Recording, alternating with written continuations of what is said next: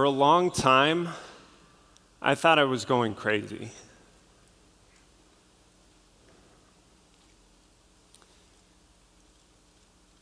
My story was fear.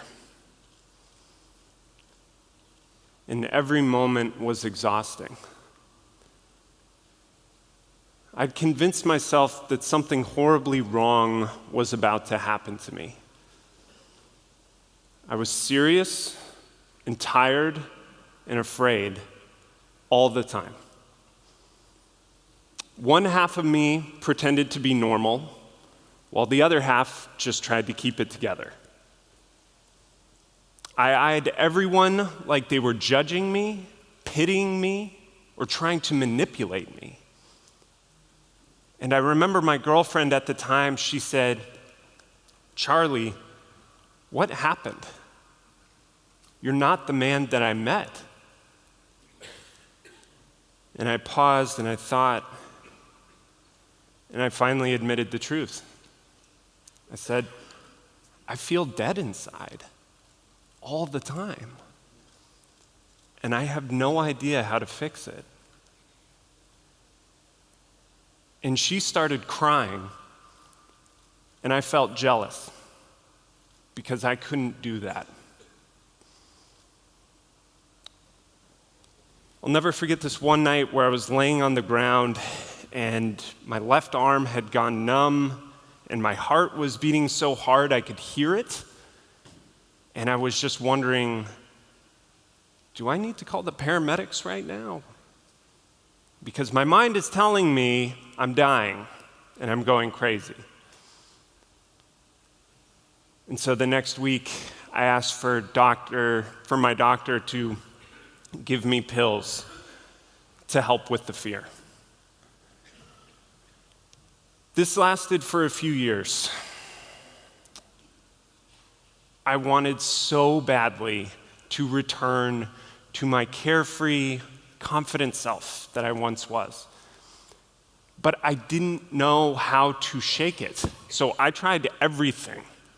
I did meditation, I did therapy, I did deep breathing exercises, I did yoga, I did different types of exercise, I did journaling, I did prayer, I volunteered, I did a 9-day fast, nothing but water. I did every supplement that you can buy in Whole Foods. I took psychedelics. I even took a 6-week course specifically designed for men who were struggling with anxiety. And at the end of all the experimentation, nothing worked. I heard all my life growing up, just wait until you get into the real world. And I was like, is this the real world? I didn't want to kill myself, but I wanted life to be done.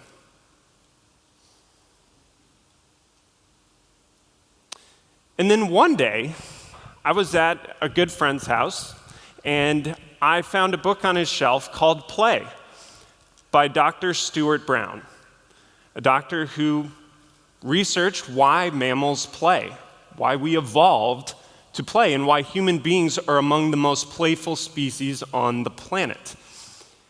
And this book woke me up. There were a few things that I learned from this book as I was reading this that made me start laughing.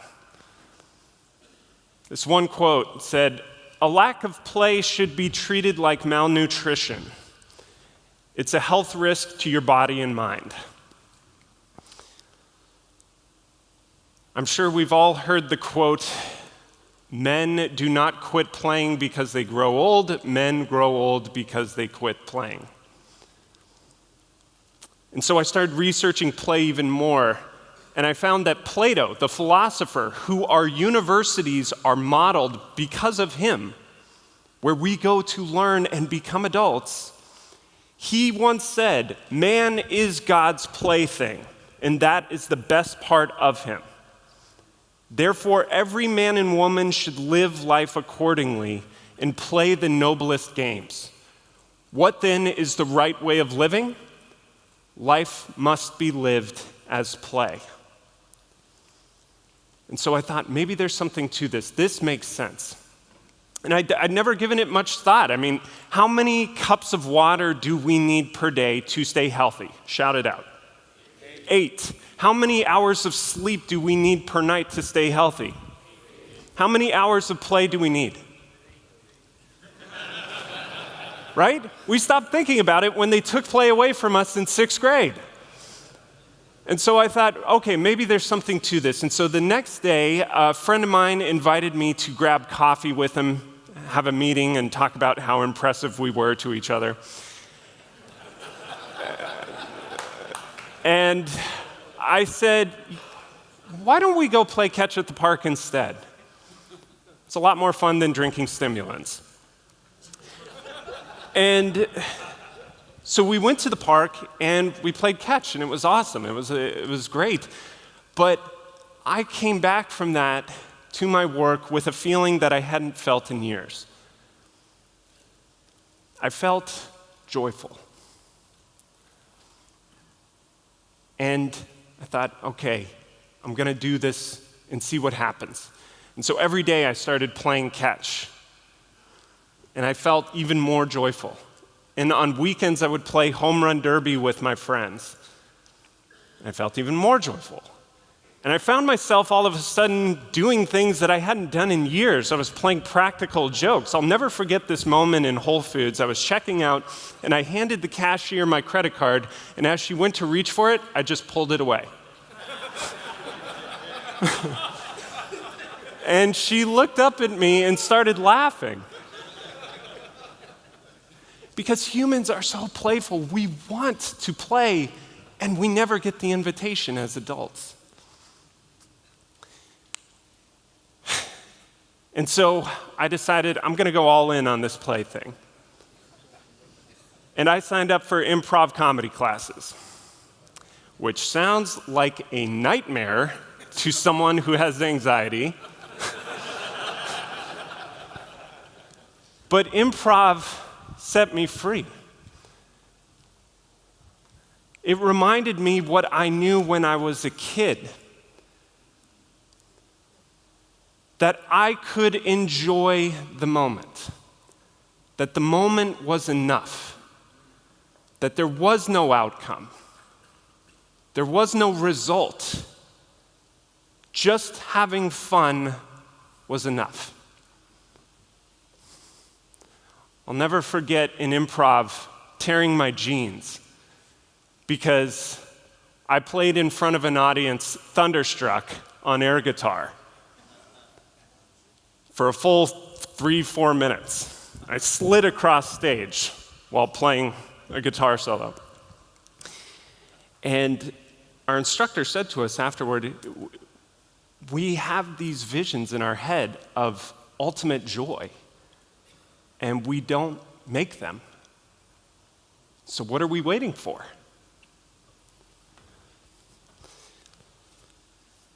There's a proverb that says, the body heals with play, the mind heals with laughter, spirit heals with joy.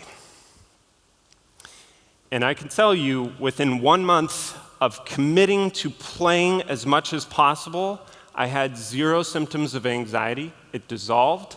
That was 7 years ago. I've never had to take a pill since. And today, I'm married to a very playful partner, and we have a very playful 1.5-year-old daughter.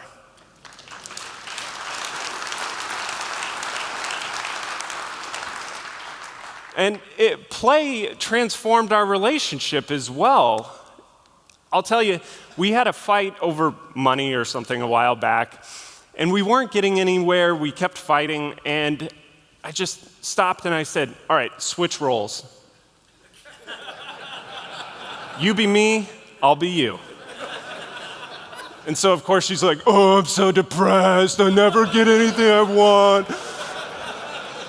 And I'm like, I'm going to post about this on Instagram and tell all my friends.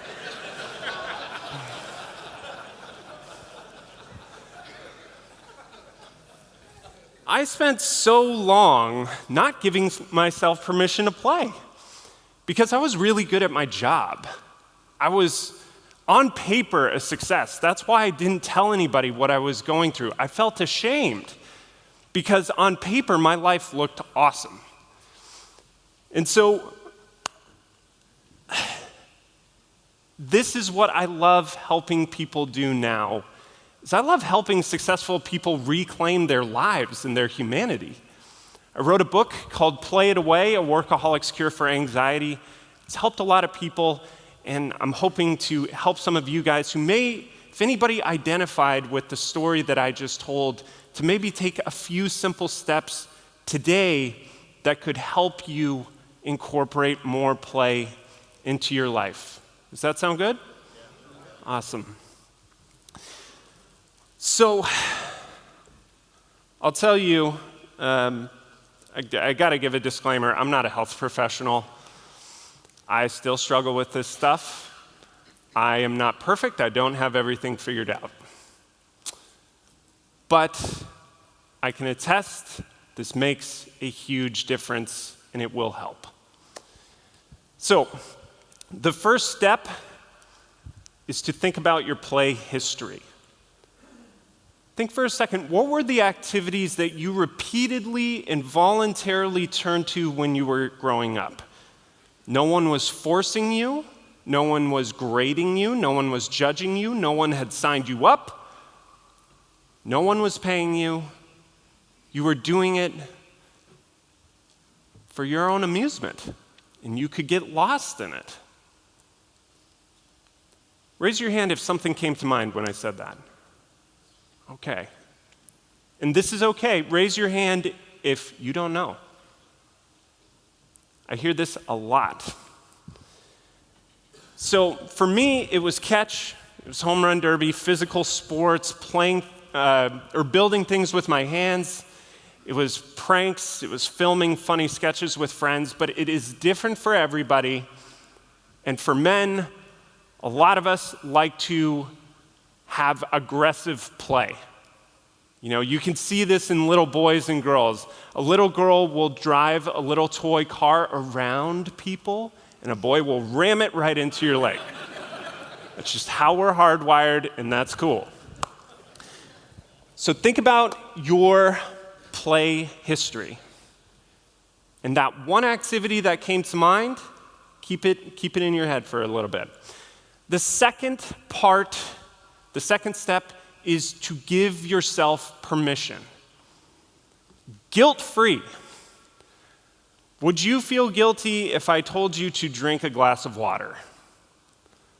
Would you feel guilty if you took a nap? Maybe some of you would, I don't know. But play is something that we're built to do. We do it as soon as we're born, basically. It is so important.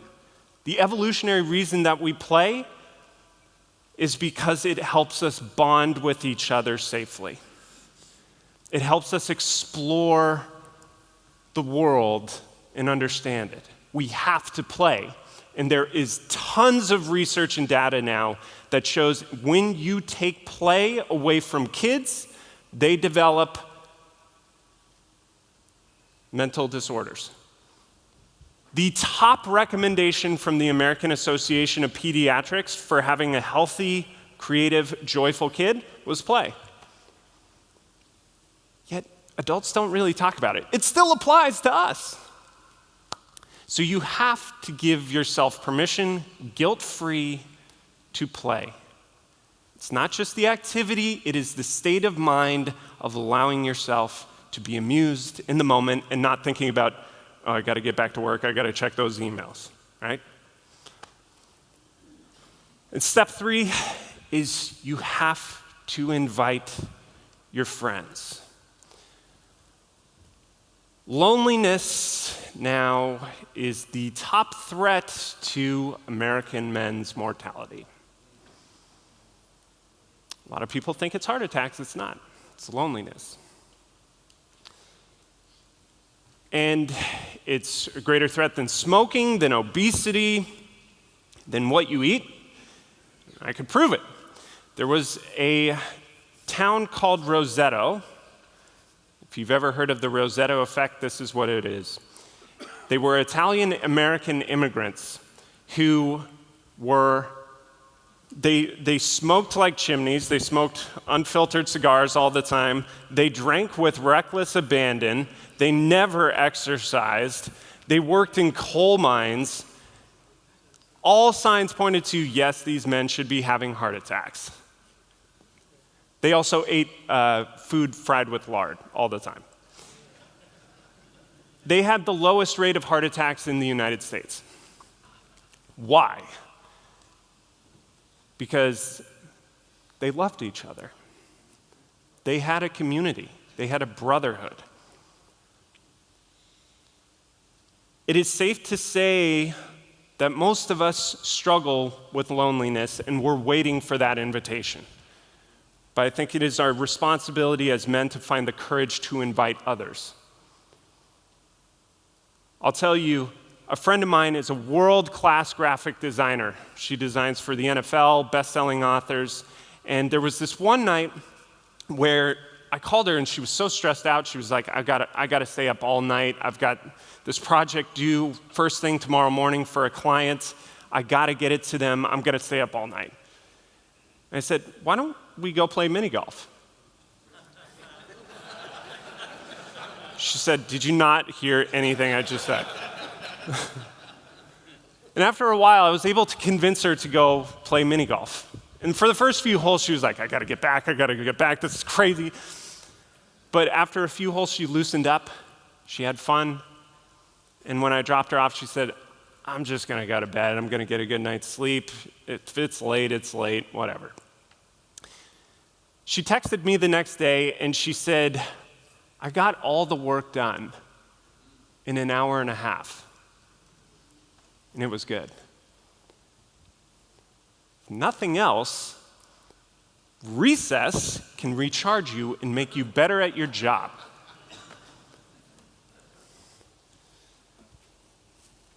The goal of this weekend is to have fun and laugh with each other.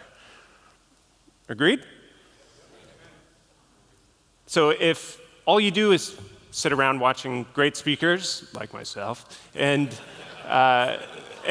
eating breakfast and just having conversations, I would encourage you instead to play, to do something exploratory together, something that will amuse you both.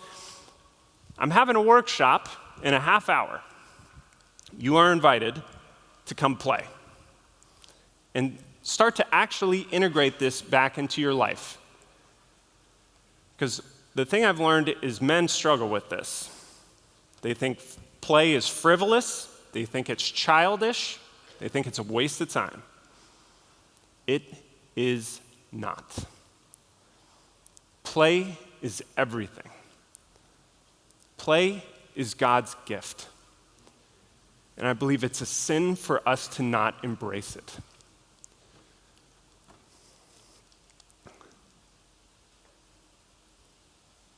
Matthew 18:3.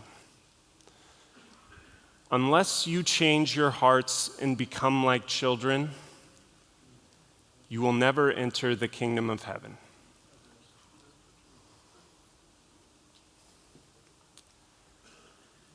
My story used to be fear,